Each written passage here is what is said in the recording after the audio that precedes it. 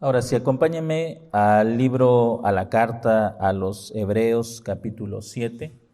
Carta a los Hebreos, capítulo 7. Y recuerde que estamos en el corazón de la carta a los Hebreos. Este es el punto en el que el apóstol, el escritor de esta carta ha querido llegar, ha querido mostrar cómo el Señor Jesús es superior a todo el antiguo pacto, incluido el padre de la nación hebrea, Abraham, a quien nosotros entendemos que fue padre o que es padre más allá de una nación, es padre de todos los creyentes. Hebreos capítulo 7, versículos 4 al versículo 10. Vamos a ver los argumentos que expone el escritor de la carta respecto a la superioridad del sacerdocio de Jesús según el orden de Melquisedec. Y el escritor de la carta a los Hebreos aprovechó el silencio de Génesis respecto a la vida de Melquisedec. Usted, si leyó el libro de Génesis, puede observar que no se nos dice nada acerca de Melquisedec, de dónde provino, cuántos años duró ejerciendo su reinado en Salem, y su sacerdocio también. Y el escritor de la carta, viendo este silencio, sin duda alguna guiado por Dios, lo aprovecha para mostrar precisamente que Jesús es sacerdote según el orden de Melquisedec, y hace algunas comparaciones y muestra la superioridad del sacerdocio de Melquisedec respecto al sacerdocio levítico. Y le repito, esto es muy importante porque, como decía el domingo pasado, usted tiene que entender su vida a la luz de lo que implica el sacerdocio. Nosotros fuimos creados más allá de ser personas, como le decía el domingo pasado, usted no debe definir su vida por su profesión, por su oficio. Usted debe ver más allá y entender que Dios le creó para vivir como un sacerdote y las implicaciones que esto tiene. Pero vamos al texto.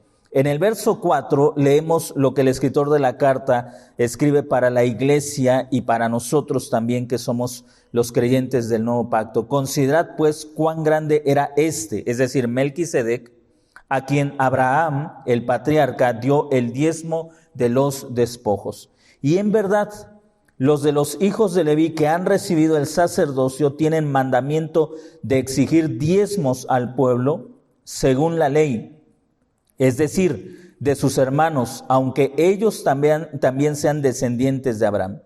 Pero el que no descendía de ellos, es decir, el que no era descendiente de Abraham, recibió diezmos de Abraham y bendijo al que tenía la promesa o las promesas. Versículo 7, y fuera de toda controversia, el menor es bendecido por el mayor. Aquí ciertamente reciben los diezmos hombres mortales, pero allí uno de quien se da testimonio de que vive, y por decirlo así, por medio de Abraham, diezmó también Leví, quien recibe los diezmos, porque aún estaba en los lomos de su padre cuando Melquisedec salió a su encuentro. Podemos aprender algunos puntos importantes que vamos a ir desarrollando. Número 1, en el verso 7, el escritor de la carta establece un principio sobre el cual basa todo su argumento, fuera de toda controversia. Aquí se había dado una controversia. Los judíos estaban muy orgullosos de ser descendientes de Abraham. Si usted ha leído los evangelios, se va a dar cuenta que en algunas discusiones de los judíos, de los fariseos, de los saduceos con Jesús, ellos siempre apelaban a esto: nosotros somos hijos de Abraham. Así que ellos se sentían bastante orgullosos de su procedencia. Nosotros somos hijos de Abraham, nosotros nunca hemos sido esclavos, nuestro padre es Abraham, mostrando que ellos eran descendientes de una persona a quien Dios había estimado y había distinguido de entre otras personas. De hecho, Dios había distinguido tanto a Abraham que había dicho: en ti serán benditas todas las naciones de la tierra. Y cuando el escritor de la carta a los Hebreos está hablando de la superioridad de Melquisedec respecto a Abraham, se generó ahí una controversia. ¿Cómo puede ser Melquisedec superior a Abraham si Abraham recibió las promesas y él es el receptor de aquella promesa que el Señor le dio? En ti serán benditas todas las familias de la tierra. Así que el escritor establece un principio fuera de todo debate, fuera de toda controversia. Ustedes están de acuerdo con esto. El mayor siempre bendice al menor. Eso no puede... está fuera de debate. Ese es algo que está establecido en la Escritura. El mayor siempre bendice al menor. Ahora, Abraham no bendijo a Melquisedec, sino que Melquisedec bendijo a Abraham. Y ahí se está demostrando la superioridad de Melquisedec sobre Abraham. Esa superioridad no tiene que ver con... hermanos, con aspectos étnicos, que hay una raza superior a otras, o con aspectos raciales. No tiene nada que ver con eso. La superioridad tiene que ver con distinción. Dios distinguió a Melquisedec mucho antes de haber distinguido a Abraham. Y esto es lo que está haciendo el escritor de la carta. Esto es importantísimo. ¿Por qué? Primero, eso le ayuda a entender algo. Algunas personas, como los creyentes del primer siglo, pensaban, como los judíos incluso de los tiempos del Señor Jesucristo, pensaban que la bendición estaba relacionada con la procedencia. Si tú procedes de Abraham, tienes tu bendición asegurada. Fíjese en ese pensamiento, porque actualmente tenemos ese pensamiento. Si tú te vas a Estados Unidos, vas a ser próspero, porque Dios bendice a Estados Unidos. Pero ¿sabe qué dice la Escritura? Dios no bendice a una nación, Dios no bendice a una etnia, Dios no bendice a una familia. Dios distingue a las personas que están en relación con una persona. Abraham podía transmitir bendición porque recibió bendición de alguien mayor. ¿Quién? Melquisedec. Así que al recibir la bendición del sacerdocio de Melquisedec, Abraham podía dar también una bendición porque el mayor bendijo al menor. Ahora, usted puede aprender algo. La bendición no está relacionada al lugar o la familia a la que perteneces o al lugar donde te encuentras. La bendición está relacionada a la persona que da esa bendición. Tú puedes tener bendición en Estados Unidos, en México. Ahora, por favor, entiéndame, no estoy diciendo que es un pecado irse a Estados Unidos. No es un pecado ir a ningún lado. Usted puede ir a China, a Guatemala, a Estados Unidos. Lo que quiero que usted entienda es que donde usted se encuentre, si usted está en una correcta relación con Cristo, usted está bajo una bendición. Eso es lo que quiero que entienda, por favor. Lo que está diciendo entonces el escritor de la carta es precisamente eso. Está tratando de sacar a los judíos de ese pensamiento. Dios nos bendice porque somos descendientes de Abraham. Y como somos descendientes de Abraham, Dios nos bendice, pero el escritor de la carta está tratando de llevarlos a considerar algo que es sumamente importante. Hay alguien más grande que Abraham. Hay alguien superior a Abraham. Y este es de quien yo les estoy hablando, es de Melquisedec, y Jesús es sacerdote según el orden de Melquisedec.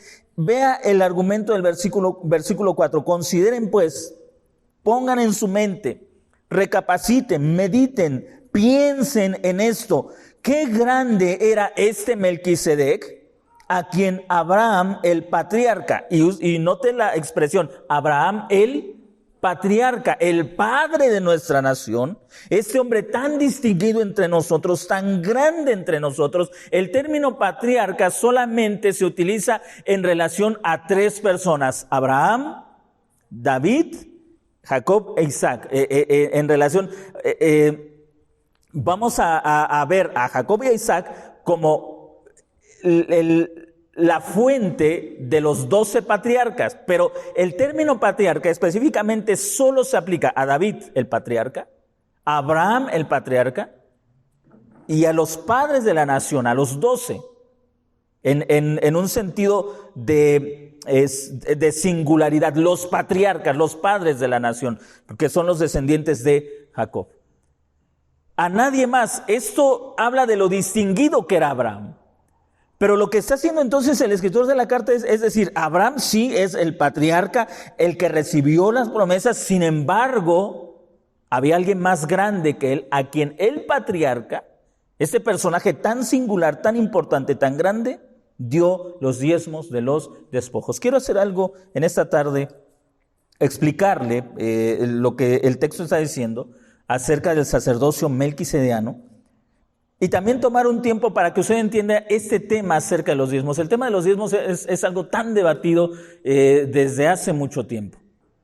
Incluso en Estados Unidos hay un movimiento que es conocido como el reconstruccionismo, que surge del protestantismo, de las iglesias reformadas, y en esta corriente de la reconstrucción cristiana, los reconstruccionistas dicen que los diezmos son aún una obligación para la iglesia en la actualidad, que la iglesia debe cobrar los diezmos.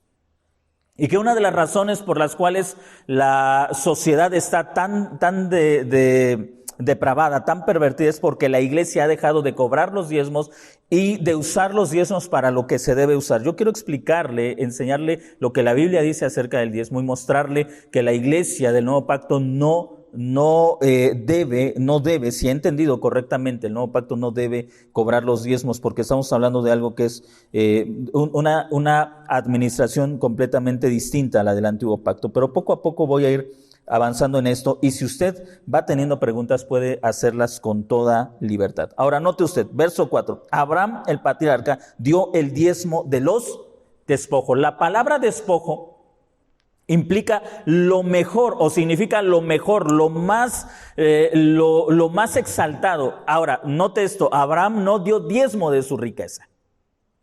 Abraham no estaba diezmando de su riqueza. No es que Abraham dijo, bueno, traigan de mi riqueza para que le entregue el diezmo a Melquisedec. No dio diezmo de su riqueza.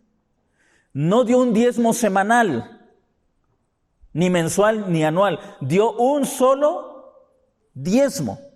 Y fue el diezmo de los despojos. Ni siquiera dio diezmo de todo lo que había recuperado, sino que de aquello que era mejor, de lo que había recuperado de la guerra, de eso que era mejor, dio el diezmo. Así que no dio diezmo de su riqueza. Su diezmo no era semanal. No es que dijo, bien, ahora que te conozco, Melquisedec, cada semana te voy a traer un diezmo, o cada mes, o cada año. Dio un solo diezmo.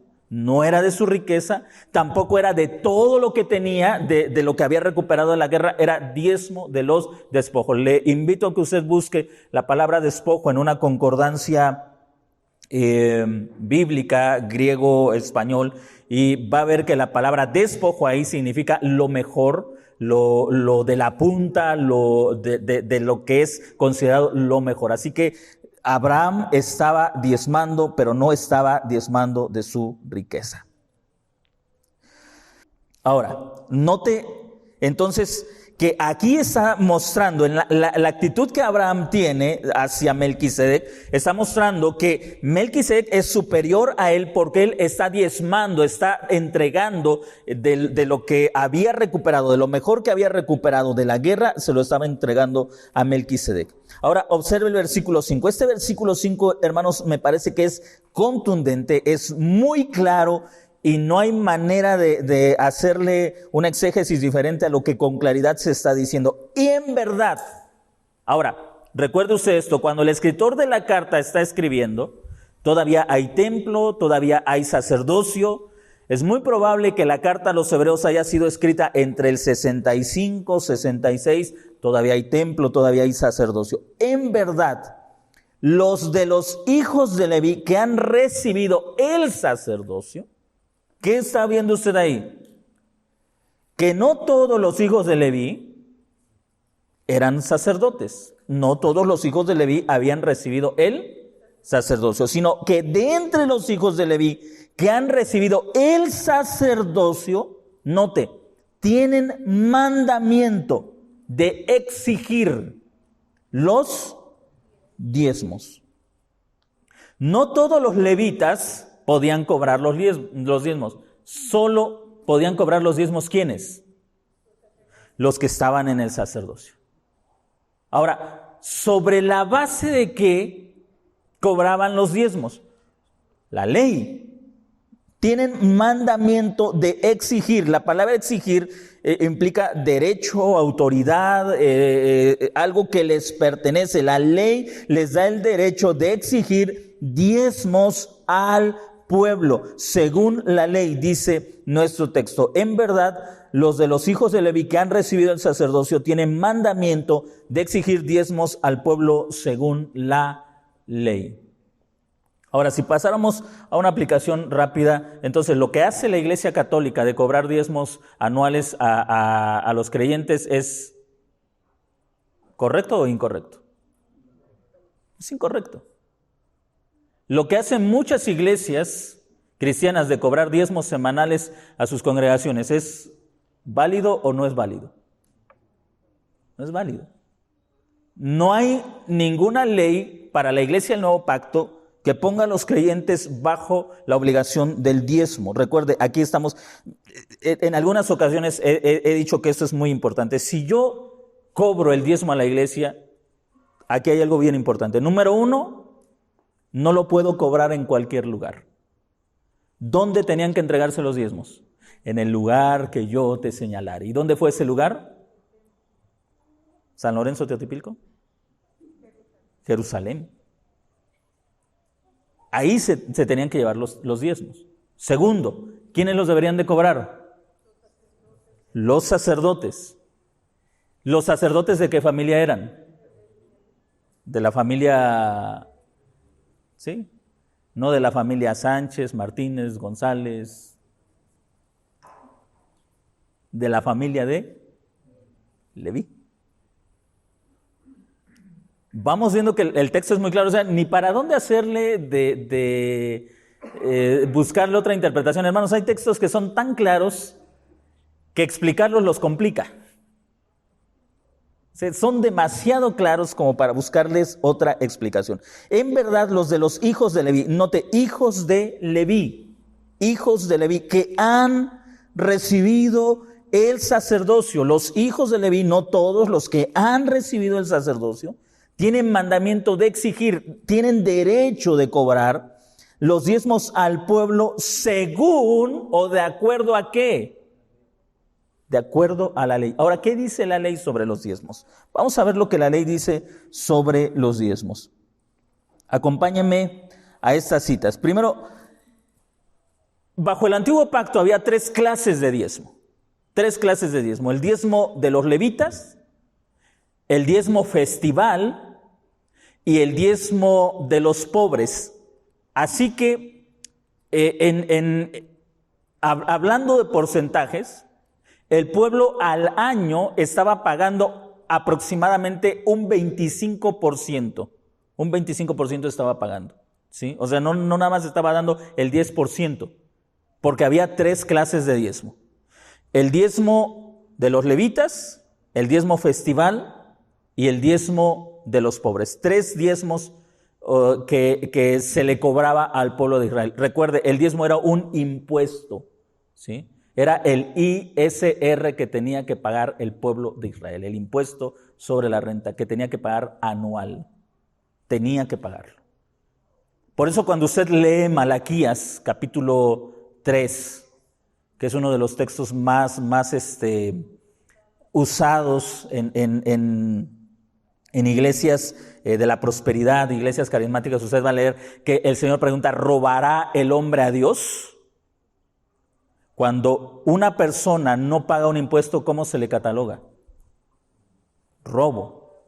Un defraudador, exactamente, está robando. Por eso el Señor pregunta, ¿robará el hombre a Dios? Y contesta, pues ustedes me han robado. ¿En qué te hemos robado? En los impuestos que ustedes no han pagado. Es decir, no han pagado los diezmos y las ofrendas. Porque el diezmo era un impuesto, como le decía el domingo pasado. Tú no es que, me nace el corazón ir a pagar mi impuesto ahora en predial. Tengo una alegría de llevar ese dinero y luego ver cómo lo despilfarran. No, tú vas y lo pagas. Sí, ahora, hay impuestos que son injustos, pero no nos vamos a meter en eso. Hay impuestos que el gobierno no debería estar cobrando y que son un robo de parte del gobierno a la ciudad. Eso no lo vamos a ver. Lo que usted sí tiene que entender es que este ICR que pagaba el pueblo de Israel era un impuesto sobre lo que Dios les estaba dando. No, vamos a darnos cuenta que incluso no cobraban un impuesto por la propiedad, no se les cobraba un impuesto por la casa, se le cobraba un impuesto por lo que estaban trabajando. Trabajas el campo, pagas impuesto de los frutos, de tus cosechas. Tienes ganado, pagas impuesto de tus ganados. No es que si te compraste un caballo bueno, los hebreos no podían tener caballos, no podían criar caballos, pero no pagaban impuestos como ahora. Te compras un carro, pagas el impuesto de ese carro, ¿no? O sea, eso es un robo. No hay manera de llamarle de otra forma a eso que hace el gobierno. Es un robo. El que te cobren impuesto por tu casa, por tu auto, es un robo. El gobierno te está robando. Me está robando, nos está robando. Y gracias a Dios que Él se va a encargar de eso, de estos malandrines, de todos los tiempos, del PRI, del PAN, del PRD y de Morena. Ahora, note usted lo que dice el texto. Deuteronomio capítulo 2, versículos 6 al 7. Aquí tenemos el primer impuesto o el primer diezmo, que es el diezmo de los levitas. Deuteronomio capítulo 12, versículos 6 y 7, capítulo 14, versículo 22 y 25. Me parece realmente soberbio lo que hacen nuestros gobernantes. Por ejemplo, a las personas que están inconformes con el impuesto del DAP, enviar a la policía estatal para controlar el orden, pero no pueden o tratan con demasiada, no mandan la misma fuerza para combatir narcotráfico, secuestro. Realmente es absurdo lo que hacen nuestros gobernantes. Deuteronomio capítulo 12, versículos 6 y 7, Deuteronomio 14, 22 y 25, ponen cámaras para checar la velocidad a la que vas, pero no pueden encontrar a los delincuentes. Ellos siempre van a la velocidad que marcan los límites de velocidad. Deuteronomio capítulo 14, versículo 22, capítulo 14, versículo 22 y 25, capítulo 12, versículos 6 y 7. ¿Alguien tiene estos textos?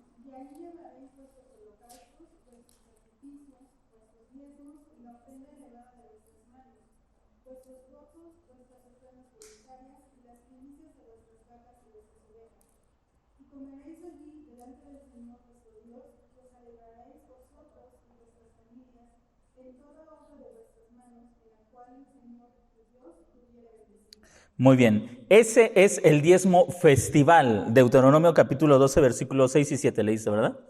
14, 22 y 25. Diezmarás fielmente de todo el producto de tu semilla que rinda el campo cada año.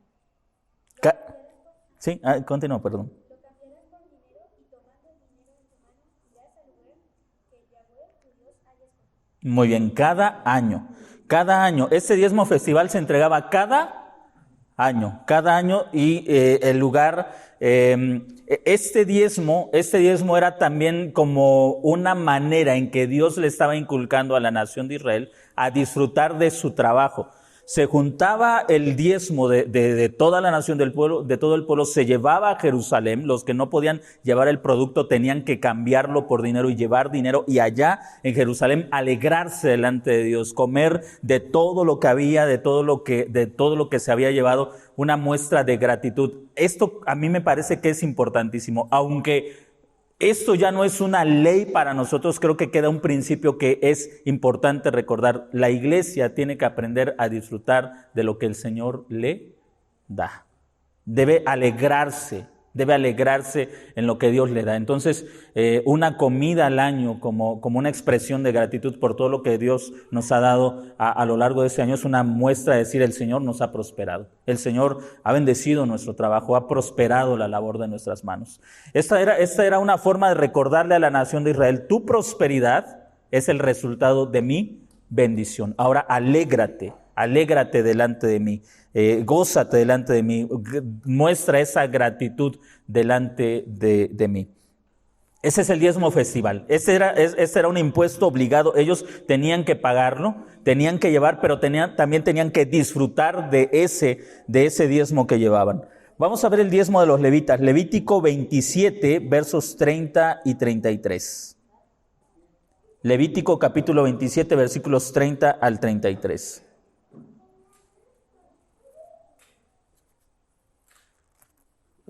Levítico capítulo 27, versículo 30 al 33. Números capítulo 18, versículo 21 y 24.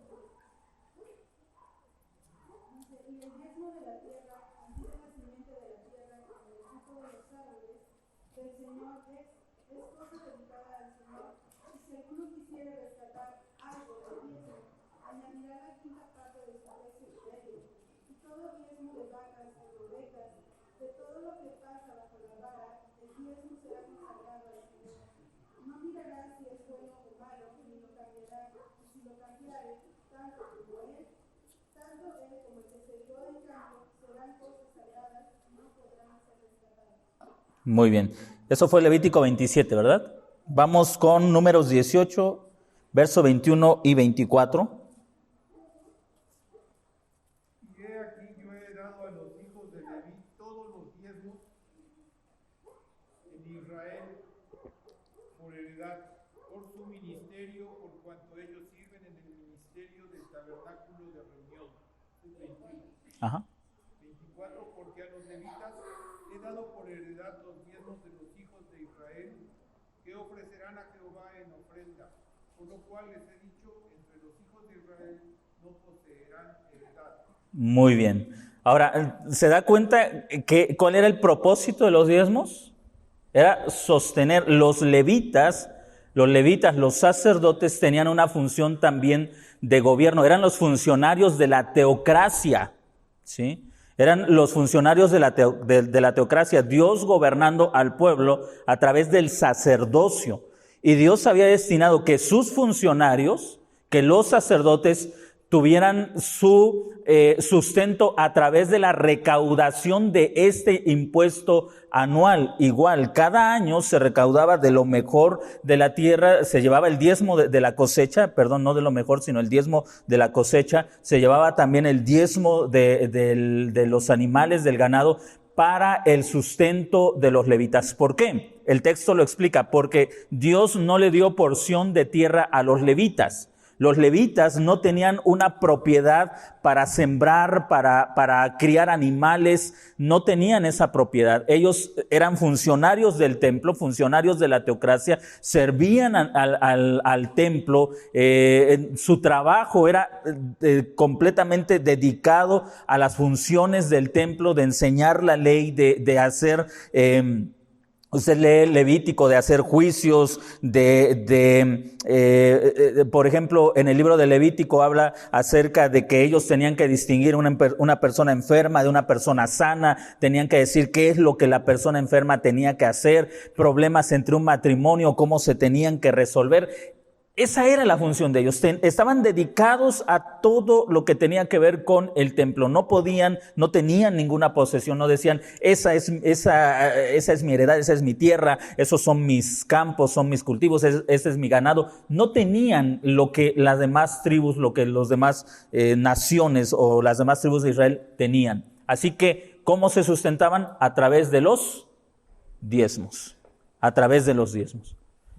Esa era la función. Así que aquí ya llevamos dos tipos de diezmo. El diezmo festival, del cual participaba todo el pueblo, se llevaba a Jerusalén. El diezmo de los levitas, que era para el sustento del sacerdocio, exclusivamente para el sustento del sacerdocio, ¿sí? No. Ahora, note usted la diferencia. ¿Por qué? Porque en estos casos, la iglesia católica y muchas otras iglesias utilizan los diezmos para el sustento de los sacerdotes, pero los sacerdotes tienen propiedades, tienen casas, tienen carros, es decir, no es gente que... Y tienen de sobra, y eso sucede también en la iglesia cristiana. Vamos a más adelante. el último diezmo, el diezmo para los pobres, Deuteronomio 14, 28 y 29. Deuteronomio 14, 28 y 29. Estos dos diezmos, el diezmo festival y el diezmo levítico o el diezmo de los sacerdotes, se cobraba una vez al año. Una vez al año porque eran sociedades agrícolas, entonces cobraban una vez al año estos diezmos. Vamos al diezmo de los pobres, Deuteronomio 14, 28 y 29. Al final de cada 3 años sacarás todo el diezmo de tus productos de aquel año y lo guardarás en tus ciudades. Y vendrá el levita que no tiene parte ni heredad contigo, y el extranjero, el huérfano y la viuda que hubiere en tus poblaciones, y comerán y serán saciados, para que el Señor tu Dios te bendiga en todas obras que tus manos hicieron. El diezmo de los pobres, ¿cada qué tiempo se cobraba? Al final de cada 3 años. Al final de cada 3 años, dice el texto, sacarás el diezmo de tus cosechas, y esto servirá para el levita que está fuera de su tierra, que está fuera de Jerusalén. Si un levita estaba fuera de Jerusalén, pues estaba lejos del sustento que Dios le había otorgado, pero cada ciudad debería tener un banco de alimento donde el levita, donde el huérfano, la viuda y el extranjero pudieran obtener lo necesario para su existencia, para su vida. Este es lo que nosotros conocemos como el diezmo de los pobres, o como alguien ha catalogado el diezmo del bienestar. Era el sustento para los pobres, ¿sí? Era la beca Emiliano Zapata. Bien, ¿vamos bien? ¿Tienen alguna duda, hermanos? ¿Tienen algún comentario, alguna pregunta?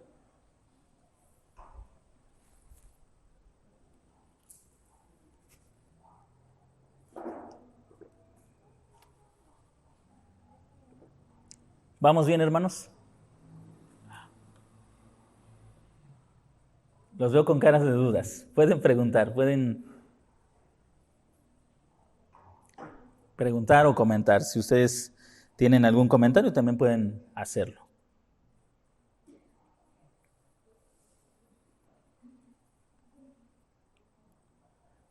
¿Todo bien, hermanos? Ahora, quiero hacer aquí una aclaración. Entonces, ¿cómo debe ser sustentada la iglesia? Hay básicamente 2 capítulos que son instructivos sobre cómo debe ser sostenida la iglesia. Y usted lo va a encontrar en la segunda carta de Pablo a los Corintios, en el capítulo 8, capítulo 9. Estos 2 capítulos, junto con otras porciones de las Escrituras menos extensas, son la base para entender cómo se sustenta la iglesia. Primero, quiero hacer estas aclaraciones. Primero, los pastores no somos sacerdotes. Ningún pastor es sacerdote. El sacerdocio es compartido por toda la congregación. Todos los creyentes somos sacerdotes y nuestro sumo sacerdote es Jesucristo. ¿Sí? El pastor no es un sacerdote. El pastor es un maestro, es un instructor, es un guía, pero no es un sacerdote. Forma parte de un sacerdocio, pero no es un sacerdote. ¿Sí? No es un sacerdote. Segundo, la ley otorga los diezmos, o mejor dicho, la ley otorgó, porque la ley ha llegado a su fin, ha caducado. La ley otorgó los diezmos a los sacerdotes levíticos.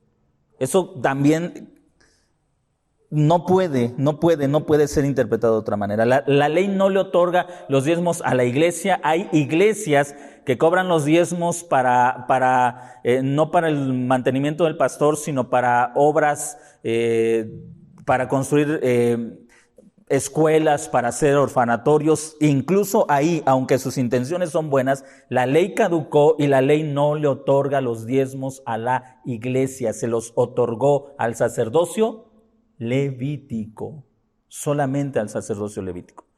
Si la iglesia quiere imponer los diezmos, la iglesia debe imponer los diezmos bajo la ley, como está escrito en el texto, según la ley. Es decir, deberían de ser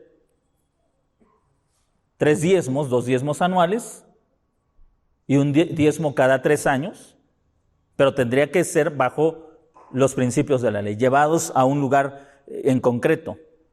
El problema es qué lugar de todos ha elegido el Señor para que llevemos los diezmos. Jerusalén. Pero resulta que esa Jerusalén Dios la desechó y ahora ¿dónde los llevamos?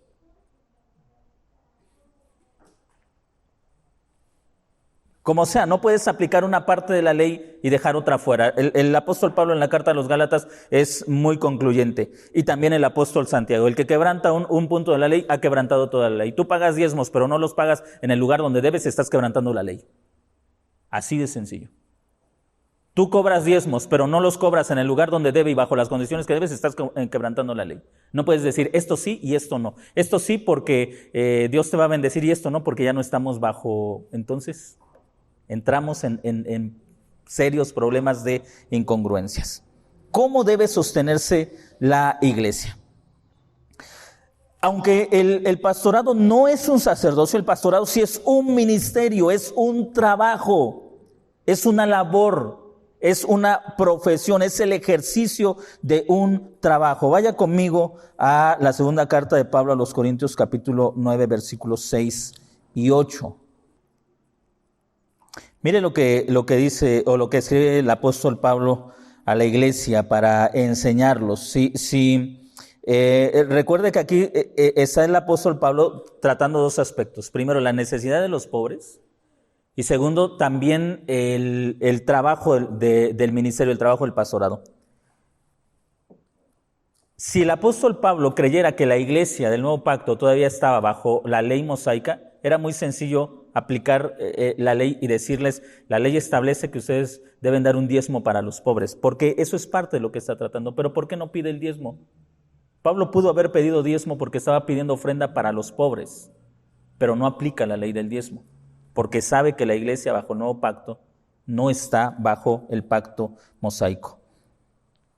Dice en el verso 7, 2 Corintios capítulo 9, versículo 7, cada uno dé como propuso en su corazón, no con tristeza o por obligación, porque Dios ama al dador alegre. Y poderoso es Dios para hacer que abunde en ustedes toda gracia, a fin de que teniendo en todo tiempo, siempre, todo lo necesario en todo, abundéis para toda buena obra. El apóstol Pablo está estableciendo el principio de cómo se sostiene la iglesia. La iglesia se sostiene, a diferencia del antiguo pacto, bajo estos impuestos. Ahora la iglesia bajo el nuevo pacto se sostiene por lo que él llama toda gracia. Y mire cómo lo aplica en el versículo 9. Como está escrito, repartió, dio a los pobres, su justicia permanece para siempre. El apóstol Pablo está comparando la acción de Dios con la acción de la iglesia. Dios repartió, dio a los pobres, eso es gracia. Así que la iglesia en los asuntos de su economía, esta se maneja por gracia. Exactamente, todo lo que la iglesia da es por gracia. Es por gracia. Aquí tengo un comentario. El diezmo era un impuesto en la teocracia. El diezmo era obligatorio bajo el antiguo pacto. Bien, vamos a 1 Timoteo capítulo 5, versículo 18. Yo le recomiendo que le dé una lectura detallada a la segunda carta de Pablo a los Corintios capítulo 8 y capítulo 9, para que usted vea lo que el apóstol Pablo instruye sobre la administración de los recursos en la congregación. 1 Timoteo capítulo 5, versículo 18. ¿Alguien lo tiene?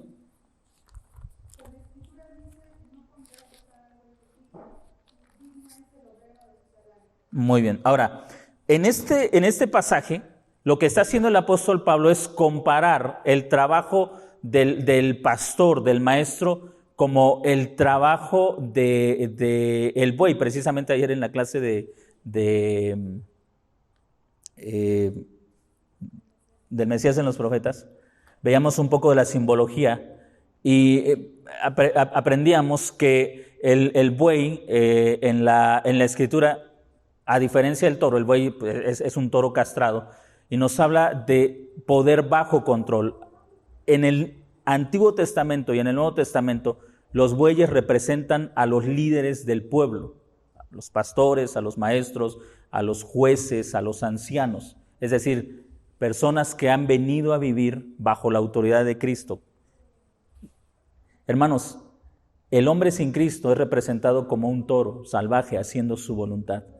El hombre en Cristo, hablando del trabajo pastoral, es representado como un buey, un animal fuerte pero servicial.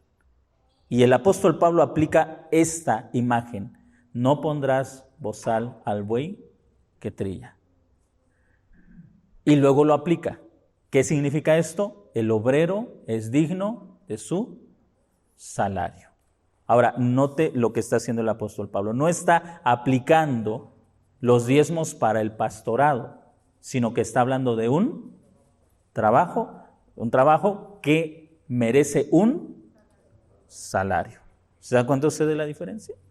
¿Sí? ¿Se da cuenta usted de la manera en que aplica el apóstol Pablo? Ahora, sí, algo que enseña la ley, pero bajo el principio del nuevo pacto. La iglesia no es una teocracia, no somos una nación o un estado como la teocracia, como Israel.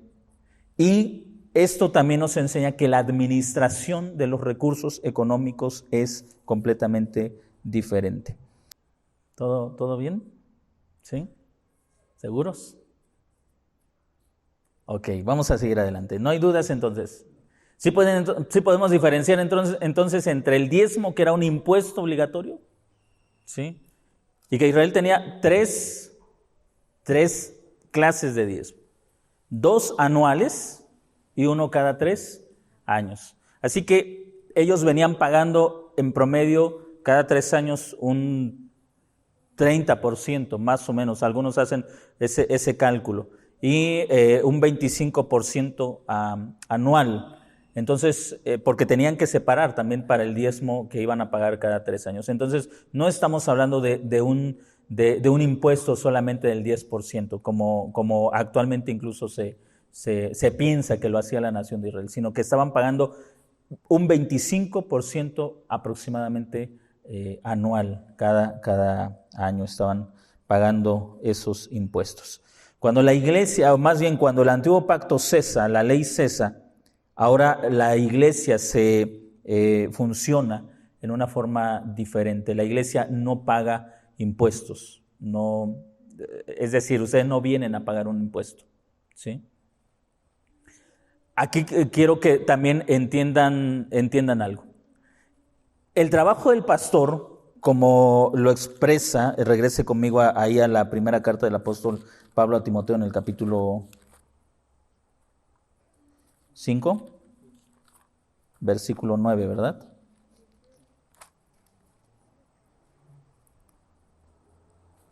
¿Cuál versículo dijimos? 18, gracias. Note el versículo 17. Los ancianos que gobiernan bien sean tenidos por dignos de doble honor. Note la segunda parte. Especialmente los que trabajan arduamente en la predicación y en la enseñanza. Entonces, predicar y enseñar, ¿qué es? Es un trabajo. Predicar y enseñar es un trabajo. Usted puede darse cuenta, como cualquiera de ustedes, si usted trabaja en lo que usted trabaja y usted tiene las herramientas propias para ese trabajo. En mi caso, como pastor, como maestro, como dedicado a la enseñanza, si usted me va a visitar en alguna ocasión, se dará cuenta que tengo libros. ¿Por qué? Porque son las herramientas de mi trabajo. Invierto en libros, invierto en programas de computación. ¿Por qué? Porque son herramientas de mí, para mi trabajo. Porque trabajo en la predicación y en la enseñanza. Entonces, tenemos que aprender a ver esto, que el pastorado es un trabajo, Y note lo que dice el texto, de qué manera está enseñando el apóstol Pablo a la iglesia.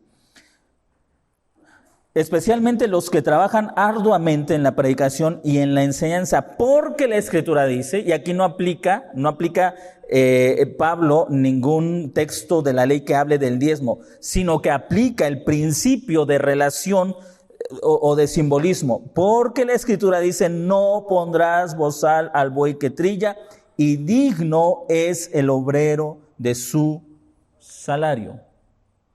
Así que como todo trabajo, usted realiza un trabajo porque espera ¿qué? Un pago, exactamente. Usted realiza un trabajo porque usted espera un pago. Usted ve un lugar donde dice se solicita empleado, empleado, se solicita una persona para hacer esto, y usted, si se interesa por eso, es porque usted está pensando ¿en qué? En un pago, exactamente, en un salario. Entonces, lo que está mostrando la Escritura es que el pastorado es un trabajo, pero debemos entender exactamente qué es o qué tiene que hacer el pastor. El pastor trabaja en la predicación, en comunicar, y en la enseñanza, en instruir. Por eso, en muchas ocasiones les he dicho a ustedes, hermanos, cuando haya alguna situación, alguna necesidad, algún problema donde necesiten instrucción, acérquese. ¿Por qué? Porque es mi trabajo. Es mi trabajo. Es la labor que realizo. Es el trabajo enseñar, es mi trabajo ayudarle a entender alguna situación. Usted por su trabajo tal vez no tiene el suficiente tiempo para estudiar a profundidad las Escrituras. Este es mi trabajo, así que yo me tomo el tiempo necesario para aprender, para investigar, para poderle comunicar a usted con mayor claridad la Escritura, para que esos textos, esas porciones de la Escritura que usted lee, las entienda mejor. Es mi trabajo, darle a entender las Escrituras. En otras palabras, ¿para quién trabajo? Para la gente que se reúne a aprender. ¿Sí me va entendiendo? En otras palabras, trabajo para ustedes. Trabajo para ustedes. Es mi labor, es mi función trabajar para ustedes. Ahora, ¿cuál es la responsabilidad? Pues que las personas para las que trabajo paguen ese trabajo. Ahora, note lo que va a hacer el apóstol Pablo, porque el apóstol Pablo no exige, recuerde, lo que hace la iglesia es dar por gracia. Por eso es que en esta iglesia jamás se ha pedido un diezmo. Tampoco se ha dicho, todos ustedes tienen que dar, porque lo que se da es por gracia. Es por gracia, es decir, usted sabe si valora el trabajo o no lo valora. El apóstol Pablo en una ocasión decía, si nosotros les hemos dado lo espiritual, es mucho esperar de ustedes lo material. En otras palabras, le estaba diciendo a la iglesia de Corinto, si les hemos dado una riqueza que va más allá de los bienes materiales, es mucho esperar de ustedes los bienes materiales. ¿Qué estaba haciendo Pablo? No obligando a la iglesia a dar, sino llevándolos a recapacitar, a pensar en cómo estaban valorando su trabajo, cómo estaban valorando el trabajo del apóstol Pablo. Ahora, también eso depende de ustedes, cómo valoran el trabajo que yo realizo en esta congregación, y eso también da mucha libertad. ¿Por qué? Yo, por ejemplo, pago lo que considero que vale la pena pagar. ¿Me va entendiendo? En una ocasión estaba en una conferencia para pastores que me interesó por los temas que iban a tratar, pero honestamente cuando estaba ahí y vi el desarrollo, se me hizo que, como a veces digo, dudaban de nuestra capacidad. Y no me malentienda, pero una cosa es cuando tú le enseñas a la iglesia que por los diferentes trabajos no tienes el mismo tiempo para estudiar las Escrituras, y se supone que otra cosa debe ser cuando le enseñas a pastores que están dedicados al estudio de las Escrituras. ¿Sí me está entendiendo? Es como si personas que se dedican a ya tienen una profesión o algo específico, van para un entrenamiento, se espera que ese entrenamiento se dé al nivel que ellos ya tienen. Si se da un entrenamiento para personas en general, pues les vas a dar lo básico, ¿sí me está entendiendo? Entonces, cuando estaba ahí y vi por dónde iba la conferencia, que era demasiado... Así es, pues dije, no voy a perder mi tiempo acá, sin demeritar el trabajo de ellos, pero no salgo por lo que yo pagaría. ¿Por qué?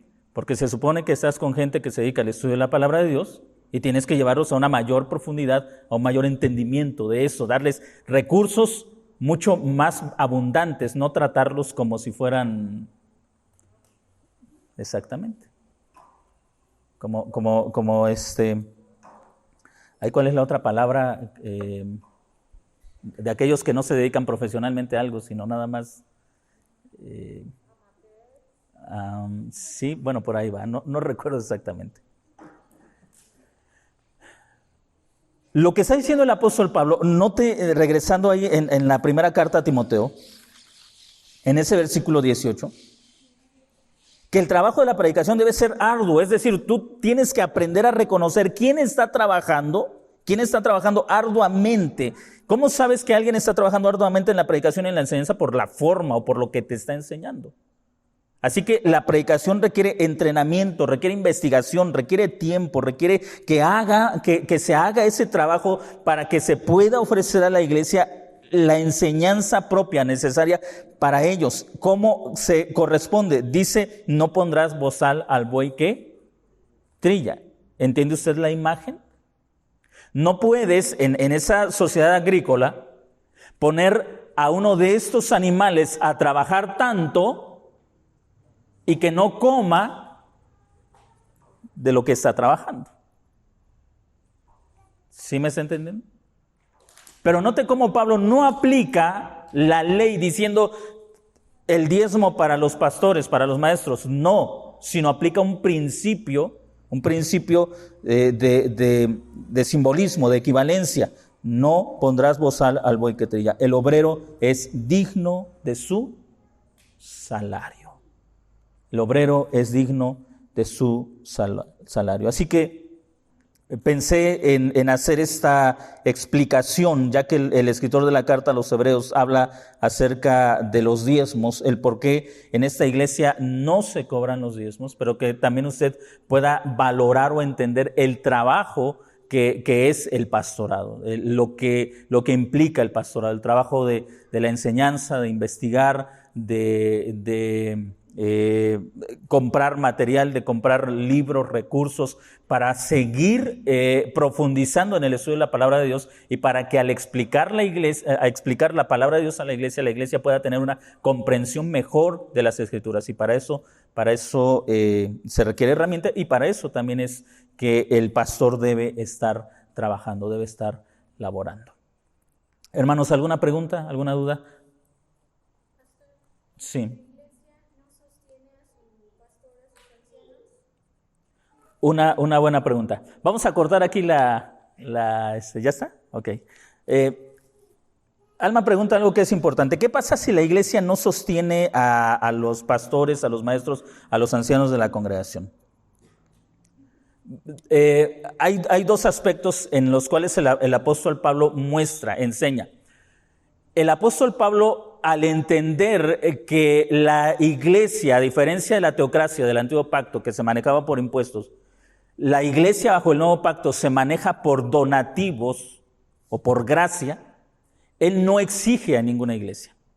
¿Qué es lo que hace? Los llama a la reflexión de lo que están haciendo, y también les muestra que esa gracia lo lleva a él a seguir trabajando y a seguir dando por gracia. ¿Qué es lo que hace Pablo? Por ejemplo, él en una ocasión escribe, si no me equivoco, en la segunda carta a los Corintios también escribe, que para no ser carga a nadie, trabajaba con sus propias manos. ¿Sí? En este caso, por eso le decía a Zaret, vamos a cortarla, porque es algo que compete únicamente a la congregación. Hay ocasiones en las que honestamente los donativos no son suficientes para las necesidades, y digo algunas veces porque no es siempre, la mayoría de las veces es suficiente. En algunas ocasiones no es suficiente. ¿Qué es lo que yo hago? Vendo libros, doy clases en otros lados. Es decir, busco formas de seguir trabajando para la iglesia sin poner una carga excesiva a la iglesia, buscando otras formas. Mi esposa también haciendo cosas, vendiendo. Es decir, buscamos maneras de sacar adelante las necesidades cotidianas sin ser una carga para la iglesia. ¿Por qué? Porque eso tiene que ver con la gracia. Es decir, nunca espero, hasta ahora nunca lo he hecho y espero que el Señor me dé la fe para no hacerlo nunca, exigir a la iglesia nada. ¿Por qué? Porque cuando tú exiges, la gracia se termina. Cuando tú exiges, la gracia se termina. ¿Sí me está entendiendo? ¿Por qué? Porque entonces la iglesia ya no da por gracia, sino lo da por obligación, por culpa, por manipulación, por muchas otras razones, pero menos por gracia. ¿Sí? Yo le agradezco a Dios porque la mayoría de las veces lo que han provisto ustedes ha sido suficiente. Cuando ha habido más, he guardado. La mayoría de ustedes nos conocen, difícilmente nos van a encontrar en algún restaurante, no porque sea pecado, por favor entiéndame, sino porque en mi caso particular, y ahí está mi esposa, ahí están mis hijas, trato de ahorrar para comprar lo que necesito, comprar un libro o para comprar otras cosas que considero muy necesarias y dejar algunas cosas que no son pecado, pero que pienso no las necesito. ¿Sí me están entendiendo? Espero que me esté comprendiendo. Desde luego, a veces también incluso ahorramos para salir a comer a algún lado y también lo hacemos. Lo que quiero que entienda es que mi enfoque estar en trabajar para la iglesia, en servir para la iglesia, busco de todas las maneras que el dinero que tengo, administrarlo de la mejor manera para a veces comprar libros y vender, o para invertirlo en otra cosa que a futuro me ayude a solventar algunos casos, algunas necesidades que hay. Entonces, en este contexto a Pablo le pasó. Hubo momentos en los que la iglesia no lo sostenía. ¿Qué hizo él? Nunca exigió. Incluso él dice, yo teniendo la autoridad de apóstol, puedo ser una carga para ustedes, pero me niego a hacerlo. ¿Sí? Entonces, ¿por qué? Porque él estaba viviendo bajo un principio de gracia. La gracia no puede exigir. La gracia no puede exigir. Cuando tú comienzas a exigir, les repito, la gracia se acaba. La gracia se termina. ¿Sí? Antes de la pandemia salí a predicar a algunas iglesias y eso era una entrada extra. Después de la pandemia, pues ya no he tenido ninguna salida. Pero también, créame, hay personas que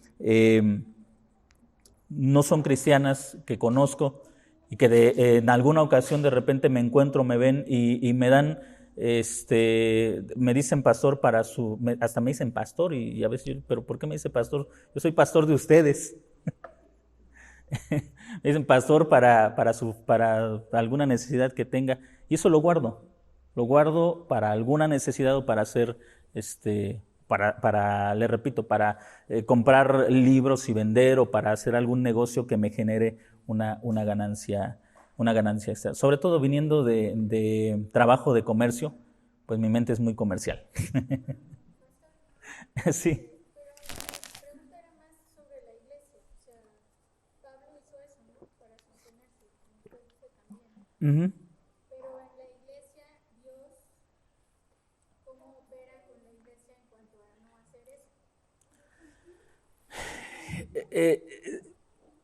Hablando ya de la congregación, creo que va siendo el resultado del aprendizaje y de la valoración que se da al trabajo. Una de las cosas que sí creo que está muy devaluado es el trabajo pastoral. Uno, por los escándalos que hay entre nosotros como cristianos, ¿no?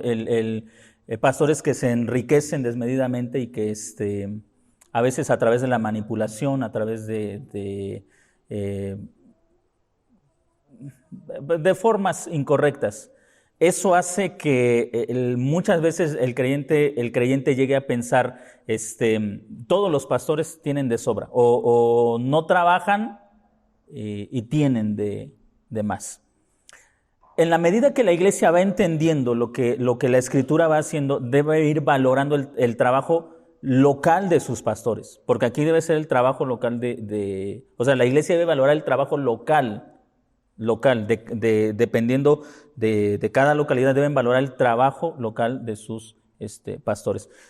Por ejemplo, había una congregación que visité hace tiempo, y cuando terminé de predicar, los hermanos se me acercaron, 2 o 3 hermanas se me acercaron y me dijeron: pastor, es que aquí en la iglesia el pastor como que no se prepara para predicar, y yo les preguntaba: ¿tiene lo suficiente para su sustento cotidiano y para comprar recursos? O sea, para comprarse un comentario, para comprarse libros, ¿o solamente quieren que les predique bien pero no le dan para que también compre sus herramientas? ¿A dónde voy? En la medida que la iglesia va entendiendo el asunto del trabajo pastoral, Pablo espera que cada corazón responda a esa gracia. O sea, me parece que va haciendo una respuesta individual. Cada corazón responde a esa gracia, como él lo establece en la segunda carta a los Corintios. Él pone como ejemplo a Jesús. Él, siendo rico, se hizo pobre, para que nosotros, siendo pobres, fuéramos enriquecidos por Él. ¿Qué es lo que está haciendo? Les está diciendo algo así como: dejen de ver mis necesidades. O sea, yo no les estoy pidiendo porque tenga una necesidad. Yo quiero que ustedes entiendan que cada vez, y es lo que Pablo le está diciendo a la iglesia de Corinto, que cada vez que ustedes apoyan mi trabajo, están diciendo lo agradecidos que están por lo que Dios hizo por ustedes. Se dan cuenta que incluso la ofrenda no tiene que ver con cuánto tienes, sino con cuánta gratitud hay en tu corazón por lo que Dios hizo en tu vida. ¿Sí? Esa es la intención de Pablo. Pablo, incluso en la carta a los Filipenses dice: he estado aquí en la cárcel, ninguna iglesia se ha acordado de mí, he pasado hambre, he pasado frío, nadie me ha venido a visitar, nadie me ha dado para mi sustento, pero Dios me ha dado fuerzas para soportarlo. O sea, él no les está diciendo, no está reclamando, sí está tratando de hacer que vean que la gracia es algo que también se expresa. ¿Cómo se expresa?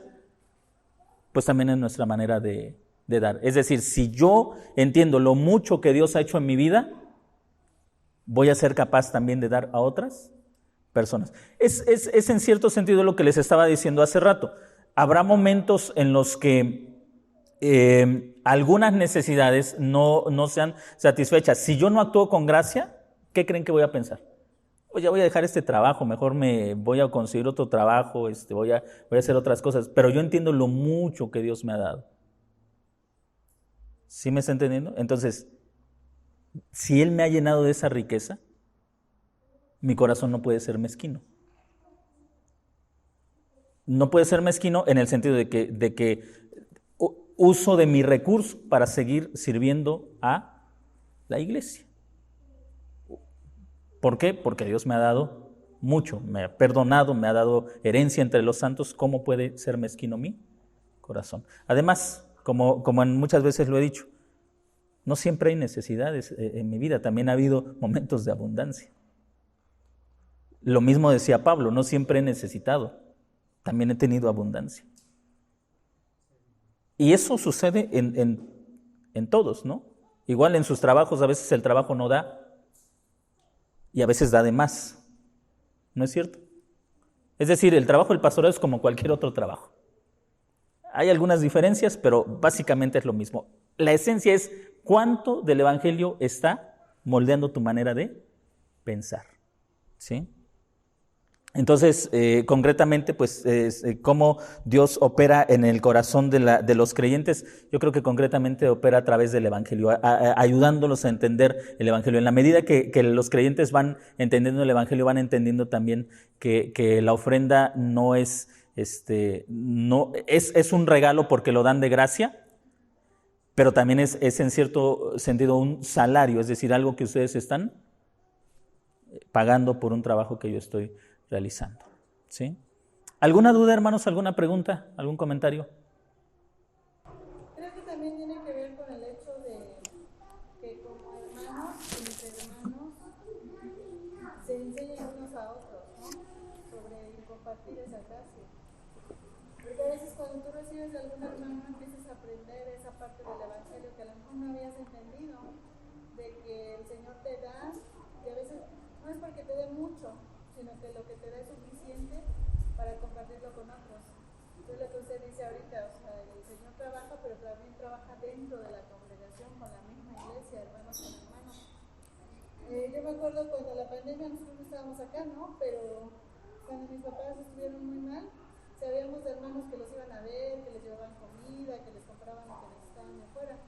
Entonces también de los hermanos, entre los hermanos el Señor va ayudando a entender esto que usted nos está diciendo, ¿no?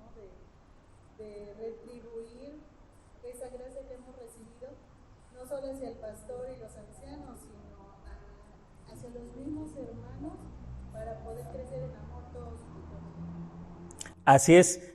Y esto también, en el caso de lo que escribe el apóstol Pablo a la iglesia de Corinto, bueno, para los hermanos que están más atrás, Ivy comentaba acerca de que incluso como hermanos nos enseñamos a compartir esta gracia. Cuando pasamos necesidades y compartimos de lo que tenemos. Y cuando el apóstol Pablo escribe a la iglesia de Corinto, es precisamente Corinto, a diferencia de Jerusalén, Corinto era una ciudad muy próspera, y los creyentes de Corinto eran ricos. Los de Jerusalén estaban ya sufriendo la persecución y eso había afectado su finanza dramáticamente. ¿Qué es lo que hace el apóstol Pablo? Apela nuevamente a la gracia. Apela a la gracia. Dense cuenta, nunca los obliga a dar, pero siempre mueve su corazón. No les dice, si ustedes no dan, están bajo maldición. Tampoco les dice, si ustedes dan, el Señor les va a dar más. Pero sí les recuerda que Dios les ha dado todo en abundancia, como para que ninguno de ellos sea mezquino con los que no tienen. Y eso es algo que debemos recordarnos constantemente, ¿no? Si ayudo a un hermano que está enfermo, pues ayudo, gracias a Dios, porque hasta ahora Dios me ha dado la salud y puedo seguir trabajando y con ese trabajo sostener las necesidades de casa y tener un poquito tal vez para ayudar a los hermanos que no tienen. Cuando el Señor me quite la salud, tal vez alguien más va el Señor a darle una capacidad extra para que ahora me ayuden a mí. Pero todo tiene que ver con esa gracia. Es decir, entender lo mucho que Dios te ha dado para que tu corazón pueda dar libremente a los demás. Entonces, note usted que por eso hemos dicho siempre en la congregación, lo que usted da debe ser una actitud de un corazón que es libre. Libre. ¿Cuánto debo dar? Lo que Dios, lo que tú propusiste en tu corazón. Lo que tú propusiste en tu corazón. Incluso una de las prácticas que tenemos es que incluso tenemos o procuro ir guardando un poco para cuando hay alguna necesidad incluso entre los hermanos, poder también ayudar económicamente con algo que vamos destinando para esas crisis, esos momentos que en algún momento llegan. ¿Por qué? Le repito, todo depende de cómo vas asimilando el Evangelio. ¿Sí? Entonces, hermanos, ¿cómo concluimos? Pues concluimos de esta manera. Recuerde, la iglesia no cobra diezmos. Y entre paréntesis, no sé por qué muchos creyentes se sienten más cómodos en iglesias que cobran diezmos de donde no los cobran. O sea, yo he hablado con creyentes que me dicen, es que si yo no doy, Dios no me bendice, es que estás empezando mal, Dios ya te dio todo, se dio a sí mismo. ¿Cómo piensas que un diezmo va a añadir bendición a tu vida? Un diezmo no va a añadir absolutamente nada a tu vida. Dios se ha dado por completo a ti. Dale. Y cuando digo dale, no estoy diciendo échale ahí todo lo que traiga. No, por favor, no me malinterprete. Sino más bien, sea generoso. Incluso el poder, como en algunas ocasiones decíamos, ¿no? El poder comprar una Biblia y decirle a una persona, te regalo esta Biblia para que la leamos juntos, para que te enseñe a leerla. Usted está invirtiendo de lo suyo, ¿no es cierto? Cuando usted va a ver a alguna persona para animarlo, está invirtiendo de lo suyo. Cuando le ayuda con algún hermano que está en necesidad, está invirtiendo de lo suyo. Cuando coopera para algún proyecto de la iglesia, está invirtiendo de lo suyo. Es decir, pero todo eso debe ser la actitud de un corazón que debe ser generoso. ¿Sí? Bien, vamos a concluir con una oración. ¿No hay dudas, preguntas, hermanos?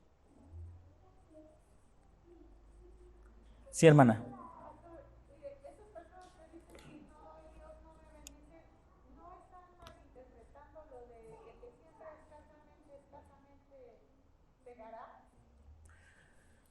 Yo creo que puede ser que esté, incluso ahí el apóstol Pablo está animando a los creyentes a que se den cuenta que la abundancia en algunos momentos tiene un propósito. O sea, Dios no nos da para gastar más, sino para ayudar más. Así es. Creo que ahí hay algo que es muy importante, ¿no? Y que debe cambiar también nuestra manera de pensar, porque a veces cuando tenemos más, inmediatamente pensamos, ¿en qué me lo gasto? ¿En qué me lo gasto? Ahora sí me puedo comprar esto y esto más. Está bien, debes disfrutar de tus recursos, pero tal vez Dios te da más para que abras tus ojos y te des cuenta que hay alguien que necesita algo de eso que a ti te está sobrando. ¿Sí? Dios nunca nos da de más solamente para acumular, sino para... Vamos a concluir con una oración.